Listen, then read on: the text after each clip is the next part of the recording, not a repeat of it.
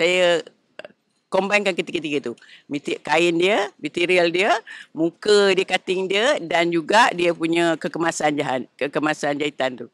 Jadi daripada situ harganya saya letaklah mahal sikit, dalam 235 tahun 2009. Bayangkan siapa nak beli? Lepas tu nak jual pula kat travel agent. Travel agent memang akan tolak satu-satu. Waktu tu saya dah buat 200 pieces.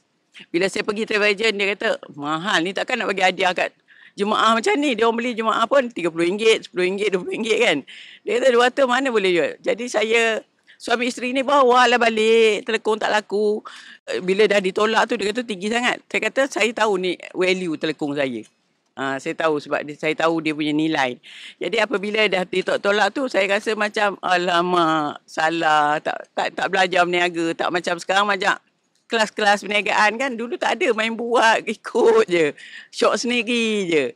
Lepas tu bila rasa tak laku tu, saya ingat, saya rasa macam saya berdoa, saya kata, ya Allah, rezeki aku bukan di tangan travel agent. Rezeki aku adalah di tanganmu, ya Allah.